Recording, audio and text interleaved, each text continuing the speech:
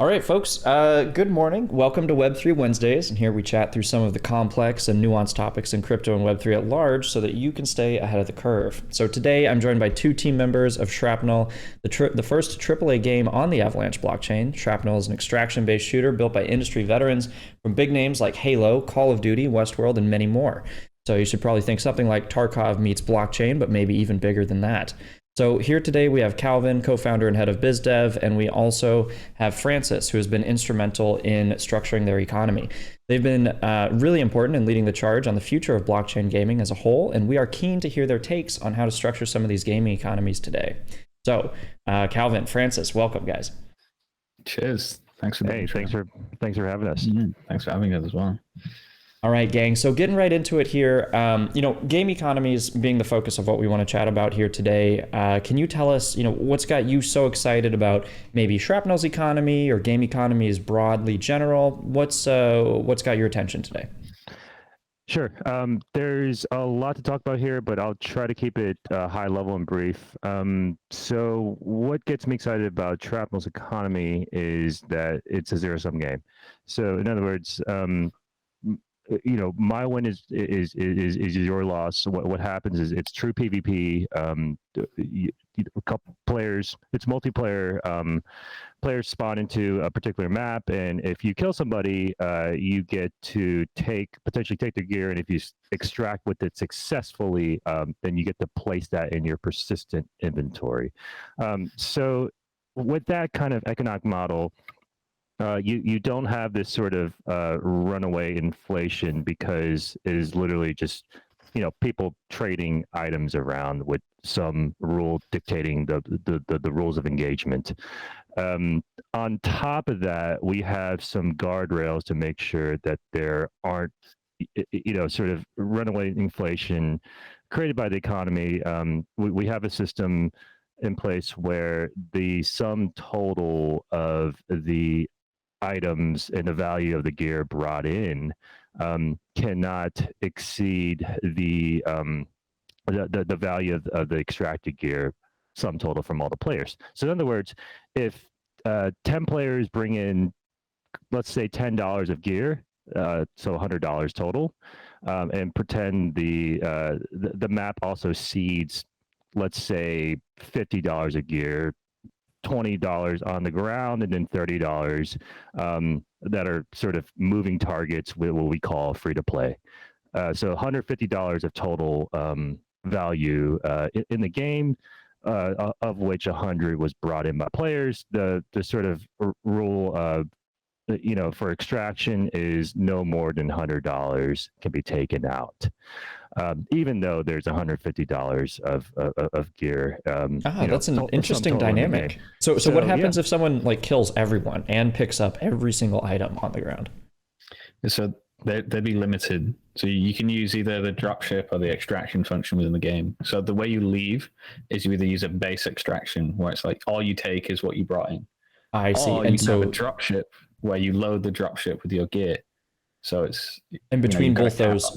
So if let's say that the 30th person to extract, he's about to take out, the 101st piece of loot, right? So he's over the cap. Yeah. The drop ships would be like, nope, sorry, we're full. We can't take this stuff. Yeah, it would either say something like, oh, you have to kill this person, or this person needs to take some gear out. So very cool. You're competing for the space to leave the game effectively. Wow, that's wild. Okay, yeah, you're really playing to live. I got it.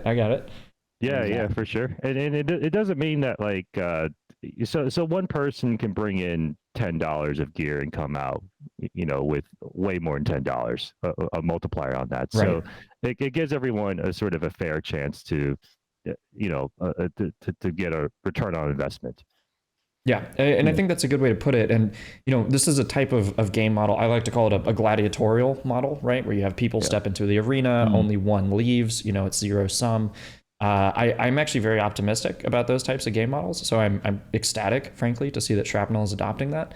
In the context of this extra loot that gets populated inside of the match, right? So, you're going to have players who bring in some loot, but perhaps they're going to lose all their loot and nobody picks it up, and maybe there's just loot left on the ground or something like that.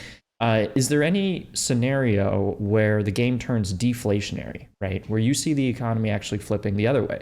People are like losing too much loot and they're not extracting enough. Yeah. So there's like a lot of levers you can pull there. So say the game on average each session is 60% deflationary, and there's nothing we can do about that because just the game mechanics say that's going to be the case.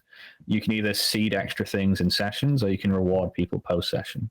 And by seeding extra things, I mean like we could literally seed the token itself. So you can pick that up, and if you die, you still get it, and that could bring the ratio to somewhere like 95, 98%, somewhere in that range, so that everyone still remains somewhat net neutral, and no one's really noticing a huge decrease in the balance. There's a lot of things that you can do when you're deflationary to make sure the game remains healthy, but if you flip it around when you're inflationary, that's too hard. We can't just take gear out of your inventory. We'd rather there be a 10% success rate, but we give you a lot of free stuff. Then there's a 110% success rate, and everything you have just continues to get devalued. Yeah, I could not agree more. It's very easy to crawl out of a hole on one side there, not so easy on the other side, as I think a lot of Web3 games are realizing right now. Exactly. Nice. Yeah, and I mean, kind of going off that, so, in Web3 games, there are a bunch of different, I call them entities, right? So there's like an equity entity that operates the business. There's a token entity that has some price attached to it. There's an NFT entity that has some marketplace floor attached to it. And often within these games, the price of the token usually doesn't actually correlate with the price of the NFTs. Those diverge kind of wildly sometimes. So, with respect to that, your guys' economy might be special in that when people enter into this arena effectively, they're bringing in, and please correct me if I'm wrong, but it's kind of an assortment of both, certain fungible tokens as well as certain NFTs, and then those are either lost or gained, but there's always like a net cap that can be lost or gained within the map. So I guess to kind of get to the question there, are there similar closed loop mechanisms that prevent the NFT price from dropping out, for example? Yeah, so one thing we're going to do is on the lowest tier, so you can upgrade your tiers of guns by doing various, like what you would call breeding in something like Axie. The lowest tier of that, so that the core function that you're going to breed everything from, we're going to support the market, which means anytime that, say, demand puts it over $1, just for round numbers, we would then sell into that, which means you would never have to pay over $1. Because even though you pay in Shrap, we're trying to rebase it into USD so that no one ever kind of gets outpriced by the game. And so then on the other side of that, please keep going. When demand isn't satiated, let's just say 50 cents for round numbers again.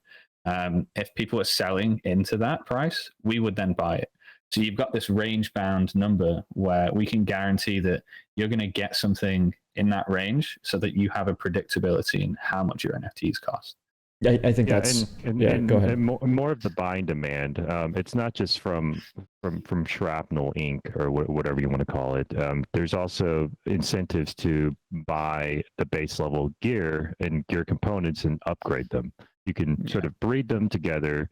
Call it 5 or 10 of them mashed up into one, and it gets you a sort of a higher tier gear that gives you some slight damage or stat increases, just enough to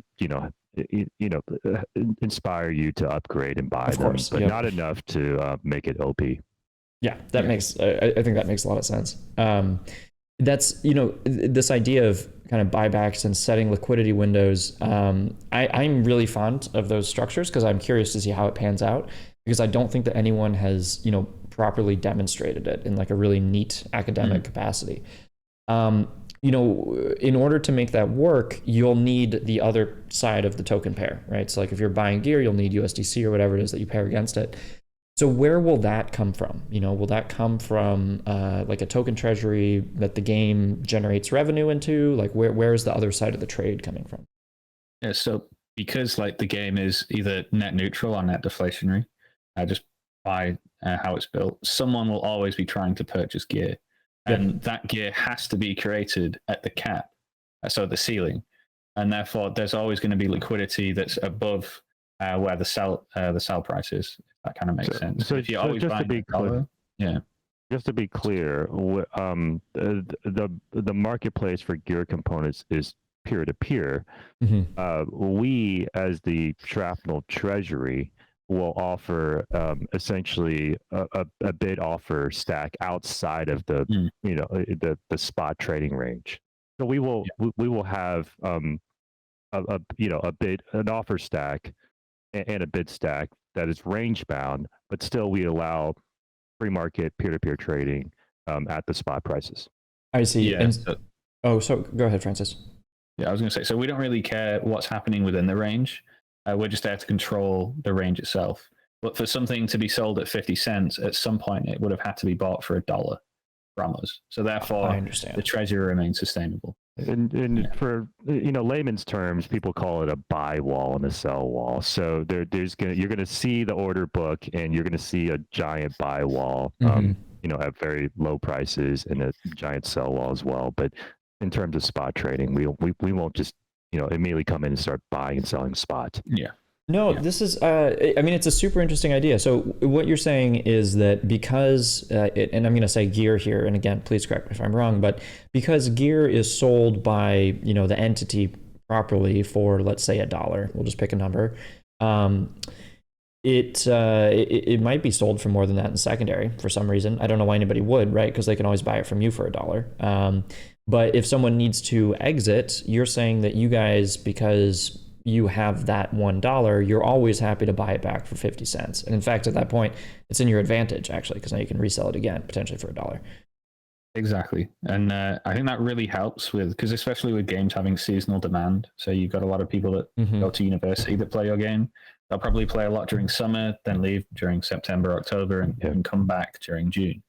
And it really helps kind of the ebbs and flows of how many people play your games. It's predictable. You know what's going to happen. Now, where you can see that premium is in sort of this art of gunsmithing, because we have every gun has different components, and each component has various attributes attributed to them, such as rate of fire or damage per second, accuracy, recoil, and whatnot. And so there's actually an art, and there's a lot of permutations, combinations of how you can combine that stuff. So we think there could be full-time jobs where people are gunsmithing the right combinations, and then selling the full, fully customized gun to people at a premium, and charging people for that service. I could not agree more. Yeah. I mean, frankly, that's something that even us on the Capital DAO side, like, we are actively enabling for folks, because we basically enable this type of wallet hierarchical delegation so that you can nominate someone to be like your creative lead, and then they will go nominate players to put together all these guns. And then, all of a sudden, like, this player was a hit. So, we capitalized well in this avenue, but like 9 other players missed. They didn't do a good job, but that's fine because we allocated across this entire ecosystem. So we try to sit on the top so that, like, we want funds and institutions and guilds to be able to deploy at scale into like creator-esque type economies like that. So I think that's a really neat mechanic that doesn't exist anywhere in the space right now. And so I'm glad to see you guys starting to build that out. Cheers. Yeah, it's a lot of thought goes into that. I think I can't wait to kind of see people selling blueprints where you don't know what goes into it, you just buy it, and it's basically people trying to figure out what's the most OP combination. So if you're really good at kind of theory crafting what's good in the game, you could just list blueprints on the market for guns, or list your specific combination. Now, when you list a blueprint, does that cost materials to create the blueprint? Yeah, so in this kind of theory, it would be you have created the gun. So you're just selling the gun directly as crafted. But say you're a famous creator that has consistently found optimal loadouts and kind of optimal systems to play the game, people are going to come to you and buy your guns at a premium because they know. I love that. Yeah. No, I don't know if you guys ever played Path of Exile. I'm a big fan of Path of Exile, but it's hilariously complex, right? Like you have an infinite number of different build possibilities. I can only imagine how much they would appreciate a system like this. Exactly. I think people want to monetize that as well, don't they? Yeah, because right now they monetize to YouTube views, which, as everyone knows, are not particularly efficient. So it's hard to feed your family with that. Yeah. Just want to keep in mind that we want to preserve the intellectual nature of all this gunsmithing and different mixing together different components, basically all the cool stuff on Tarkov without sort of the the elbow grease and putting in all the time, and sort of the learning curve is pretty tough. So we want to find a healthy medium between being able to like explore this intellectual game but not be overburdened by the time consumption. I love that. Yep. I don't have much time to play games, so I'm glad that it sounds like I'll be able to play this one. Yeah. I guess, kind of, this is going to be an interesting branching point, but, we focused a little bit here in the past couple of minutes around a single token, right? So gear in this capacity. But you guys, you do have two tokens, and this is kind of, this is like a broader comment, right? Across, is a one token model correct? Is a two token model correct? Tons of games have different feelings, and I don't know if anyone has the complete answer here. But just in your guys' minds generally, when you think about one token versus two token models and the interplay between the two, how do you think about that? When you say two token, you refer to, because we got gear and an actual currency as well. Is that? Yeah, and correct me if I'm wrong. If you guys if you're only going to deploy one, then that applies less. Although I'm still curious to hear your take on one versus two, because then to have a specific answer. But where do you kind of sit on that gradient? So on one versus two, I'm assuming you're talking about fungible tokens. Is the yes, other that's right. Ideally version. Fungibles. Yeah. So on the fungible side, we just don't. We want to see a one token model because we don't want to bifurcate the community. Into this sort of like working class versus a ownership class, and quite frankly, you don't see this in the real world. In the physical world, there's only one token in any sovereignty. Whether it's in the U.S., it's the U.S. dollar. That's the token that kind of rules them all. In another country, it's another currency. You don't see two currencies in any particular network. It just one token is very clean. It's battle tested. Ethereum and Bitcoin are, one sort of arguably one token models as well that have all use cases jammed up in one. So we don't see a reason to have it, a two token model. And especially for the long-term health of a game, if you're going to allow people with tokens to vote on, the directions, say you have the investor token, which for Axie would be AXS, and then you have SLP as well. The players get SLP, but the investors get AXS. And if you're allowing people with AXS to vote, they're not going to take the platform in a direction that's necessarily good for the players. They're going to take the platform in a direction that's good for investors. But if you only have one token and that is distributed to players and investors, and preferably mainly players, you don't necessarily have that issue where people that aren't interested in the entertainment part of the platform don't get a voice. The whole point is you don't want to bifurcate that those two classes, as Calvin said, because otherwise the long-term health of the game just isn't going to be there. I could not agree more with you guys. I think by the time that this is posted, relative to this last week, I would have put out an article on almost exactly this topic, and where you have multiple token entities, you essentially do have to drive value to both somehow. And what I see in a lot of games is that they basically neglect one, and they call that the inflationary utility game token. And ultimately what that means is it's the player dumping ground, right? So it's like, oh, we have like these hundreds of thousands of players who are playing the game, and they get the token, and then they have to sell it because they have to buy food and pay electricity bills, which makes sense, but there's no support for it, right? And then I think, Calvin and Francis, actually, both of you guys pointed to the exact thing that makes me uncomfortable with multi-token models is that, you end up with like this feudal system where you have your lords and your serfs, and the serfs work the land and the lords vote on the laws. And it's like, that's not aligned. There's no, functional utility there. Especially when the whole point of the serfs is they're trying to get entertainment from the platform. And the that's lords right. want to get capital from it. It's completely different worlds that they're coming from. Yeah, could not agree more. That's awesome. And then I guess going off that, in terms of governance, what are you guys thinking?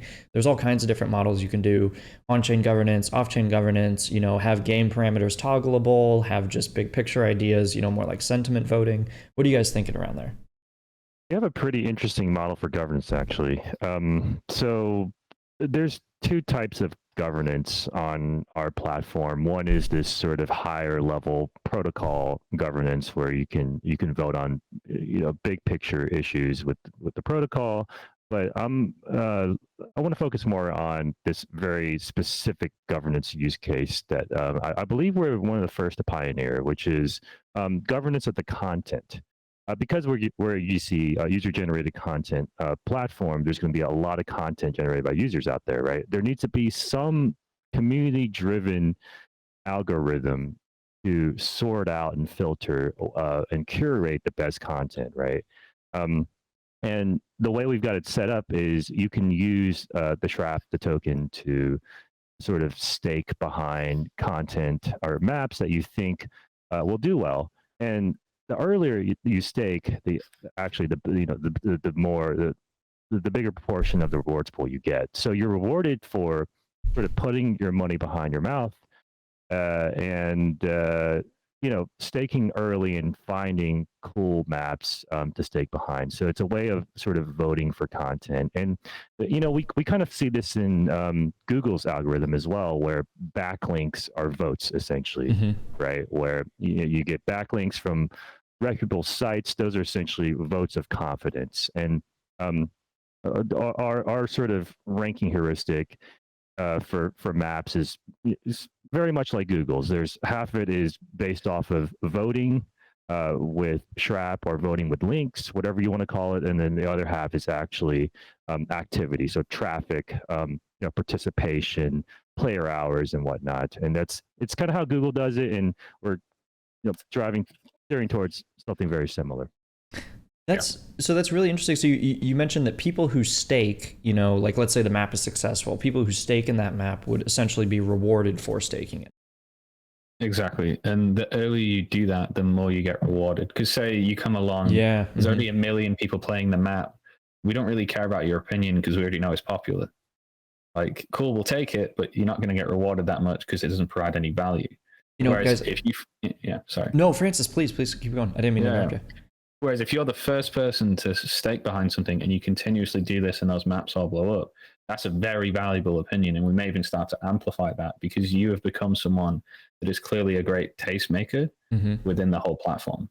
And that has more value, I think, than people necessarily voting on what future direction. Making sure the platform always has fresh content is one of the most important things for any game. I'm actually really impressed. I think that's an awesome idea. So as you guys know, out of Playground Labs, we are also deploying a game with the Drone Racing League here later this year.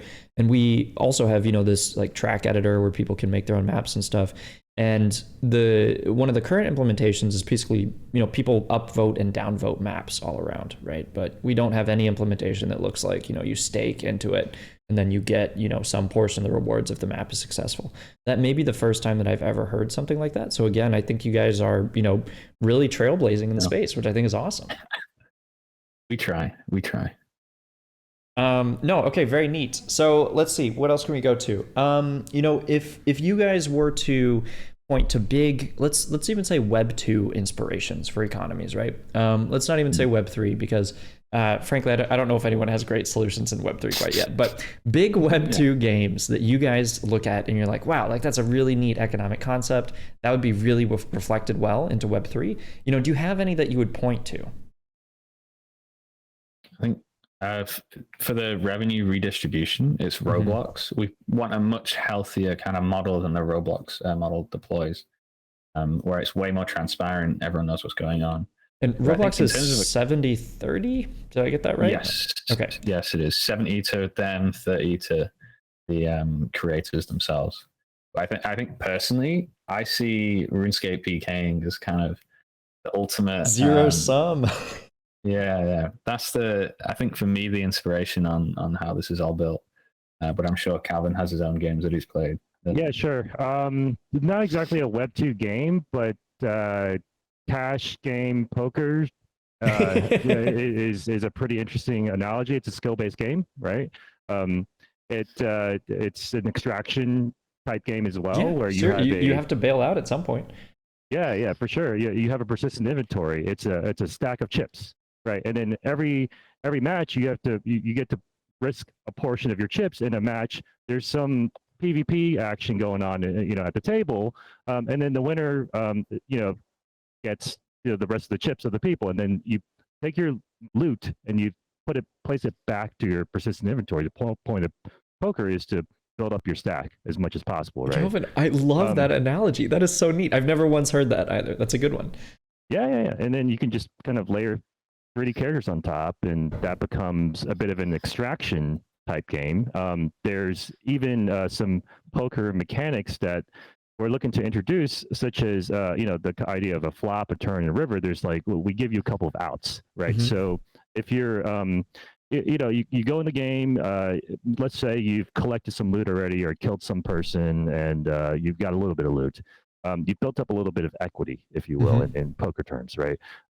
There's going to be, call it a couple of drop ships that come within a certain time frame in a game. That's the quote unquote flop that we're talking about. And this is your chance to sort of extract and get out and realize that equity if you really wanted to. But obviously you can, stay and, if you think you're a skilled player and you want to stay, you could see the turn. You can pay to see the turn, essentially, take on a bit more risk.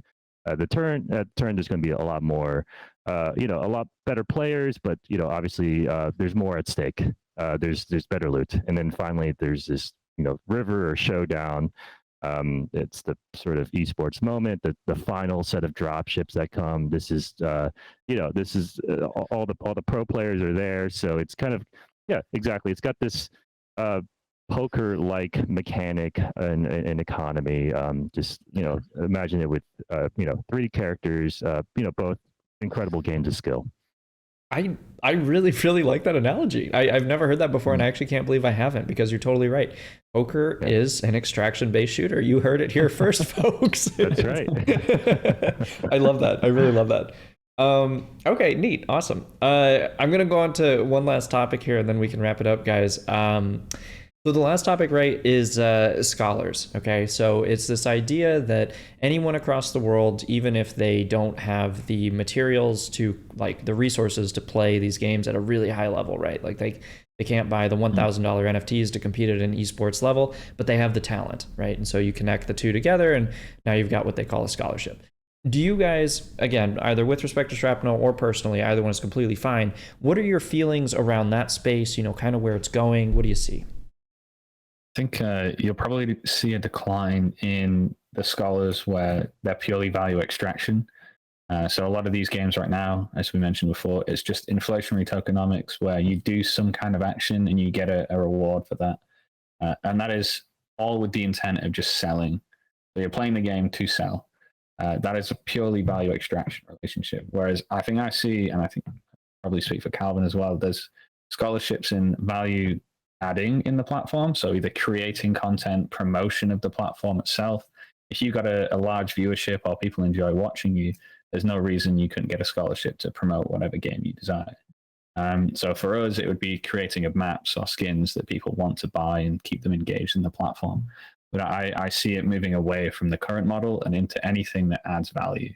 Because otherwise, why would games incentivize anyone if that's all you're going to do is extract? Yep, that's the real high-level answer. You need value accrual. You need sort of TVL, if you will. So I always like going back to the good old physical world analogy. If you discover a new island or in a new country, new plot of land that's rich in materials and minerals, and you don't want to just in the view of the island itself, you want people to go there and just stay there and camp out and build a home there and live there. And, make a family, make babies, build an economy around it and all that good stuff, right?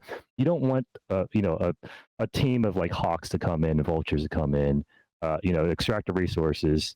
Instead of just like keeping it there, they just bail out and go back to their home country and use it in the home country. You don't want that. In the view of the island itself, you want value to permanently come and stay in the ecosystem. Yeah, and I think I agree with you guys across the board there, in as much that the current scholar model, and I'll even go one step further, which is predicated on the current game model, which is like definitely extractionary, where you just play some game and it infinitely emits tokens and you sell them. Those two will not continue to exist. But I do think what will exist is definitely this, creator or skill-based model. There will always be assets in games that will be more expensive or take more time to get, and there will always be people who are very talented but have less time or resources, right? Like we've seen that play out in EVE, in WoW, in RuneScape, like over and over, all these. And I think there's always going to be a market between the two. So it's awesome to hear you guys kind of in alignment there. And where I think I would, interestingly, propose a thought experiment, right? So let's say that this idea of rote clicking on something in order to generate value of some kind, right? Let's say that you click on a tree in RuneScape and you get a piece of wood.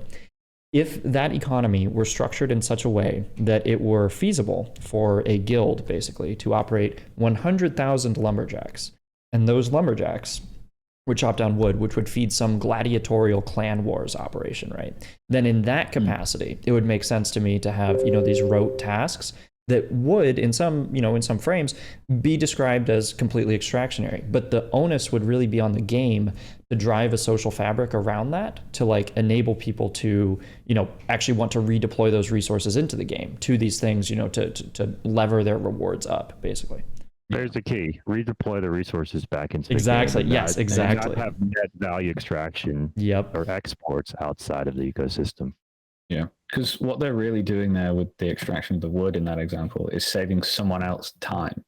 Mm-hmm. Whereas at the moment, what we have is games where you just play it and you get something. No one is saving anybody time, which is kind of why bots in RuneScape have been such a big thing, and the items that they farm, they still have value because people still buy them, because at the end of the day, someone is not having to go out and acquire it. They can just purchase it instead. So there's always a raw time factor there. Yeah, and on that, I've been hearing a lot about people saying this game needs to be fun. But that kind of sounds like a bro science sort of analogy. And I'm a pretty scientific thinker. I would like to think that there's a bit more rationale behind that statement. And thought about this a lot. And it really comes down to, if your game isn't fun, then you don't have permanent TVL, like sort of locked into the ecosystem, right? Then you have people just leaving for other countries, if you will, and other ecosystems. For the game to be fun, if the game is fun, then you obviously have this economy built around it, and people, the guilds coming in and workers coming in to save other people time, so that those resources can be redeployed back into the economy, because it's so fun, because you don't want to leave. Yeah, I feel like the statement "the game needs to be fun" is so extremely specific to this space, because why would you build a game that isn't fun? At that point, it's not a game. Right. Yeah, I think that's a hilarious comment. No, it's not a game. It's a human clicking simulator. Awesome. All right, guys. No, this has been a fantastic conversation. What I'm going to do here, so in the last minute or so, is there anything that you guys want to share? Is there anything that you feel like we didn't talk about, or something you really wanted to express, or even just a shout out to Shrapnel? Completely fine. Whatever you guys want to do.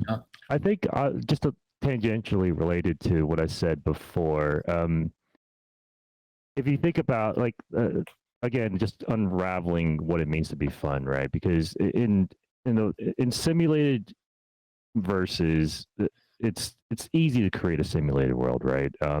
Which is why you have to compete on the fun factor, and that's super important, because switching costs to go from one metaverse to another is very easy. In the physical world, it's not so easy, because we're restricted by atoms and physical space, and we're also restricted by passports. You're kind of forced to lock your time and resources in TVL into a particular country or ecosystem, because you can't just get passports in every country, right? You're kind of forced to have fun in your home country, right? So there's no choice. It's easy to create value accrual for assets in your ecosystem in the real world, but in a simulated world, because it's easy to fork and create them, your world better be damn fun. Yeah. I think that's an excellent concluding remark there. Francis, you got anything else? Yeah, I think the really nice thing with token economies is we can finally have an effectively mutually beneficial creator economy between both the platform and the players themselves, which as time went on, we went from being able to mod everything as much as you wanted in things like Warcraft and Half-Life, to then Halo, where it had Forge mode, but it was still restrictive a little bit, and you didn't earn anything. And then we just completely got rid of that. I think a lot of AAA developers kind of got sick and tired of people taking their game, adjusting a little bit, and going completely off platform. Even though those games are really fun and very successful, because you got like CSGO and Dota 2 that were made off that. And now we can finally return to that paradigm when, the users were making better versions of the game that the developers made. But everyone gains in this scenario. You get a platform to show people that, and we get to redistribute the revenue to you as well. So I think this is kind of a kickstart to the old school version of gaming, which a lot of old school devs probably super appreciate, because it means you don't necessarily need a job to do this. You just have to be good at it, and you have to know what people want to see. I absolutely love that. I welcome a return to the Warcraft 3 editor days. I had so much fun scrolling through those games. Well, guys, look, great to have both of you on. Here's to damn fun games and creator benefits. Let's hope that that's the future of Web3 gaming that we're building here. Again, shout out to Shrapnel, but yeah, please, Calvin. Hit me. So, people always ask me, like, what does blockchain? How does that improve? That's a good one. In Web3, and I just think that with a public permissionless network of computers and state machines and this public permissionless data structure we have, it really enables this sort of open metaverse concept where anyone can contribute their resources and time and compute power and storage into this sort of more or less trustless network where you can harvest value and sort of adjudicate value in this almost programmatic way. And we all know that databases and data is the future, or just data controls everything, right? And so if I can contribute all of my computational resources into this hive mind like network where I don't even have to trust anybody, that is the core backbone of this sort of open metaverse. And I think that that's going to absolutely, with the right velocity and escape velocity, that's going to absolutely crush this sort of siloed, closed metaverse that a lot of folks are trying to build. Yeah, Francis, you got a comment? Yeah. Yeah, to add to that, there's also this massive benefit where, say, we don't have to charge $60 for our game. You could have $6 worth of assets, sell all of them, move to another game, and then come back. So you see a lot of this competition between Battlefield, Call of Duty, all like Valorant, all of these shooters. We don't necessarily have that. We can promote game A over there, and then they can come back to us as game B, and they can freely move all their assets as much as they want, and they never have to suffer the thing of like, oh, I don't want to purchase this game for $60 or this game for $60. And it then becomes a competition, whereas we're just like, hey, we just want you to play our games, which means we can work with as many people as we want. It becomes it's a volume game at that point. It's not necessarily like a you fighting against everyone else. It's just a volume inside Web3, and it all boats rising tides, something like that, right? Exactly. And at the core of it is a globally distributed public permissionless data structure. No, it's probably, frankly, like you said, it's like almost the wet dream for the OG modders back from the the late 90s and early aughts. That was probably what they wanted. Literally, yeah. Took us a while to get back there, though. Very, very closed loop. Yeah, circuitous here. All right, guys, look, awesome to have you on. Really do appreciate it. Again, guys, shout out to the Shrapnel team. If you haven't seen the game yet, please go check it out, because it's one that I'm personally actually very optimistic about. Beyond that, stay tuned, and we'll be here chatting more blockchain next week. See ya. All right. See y'all.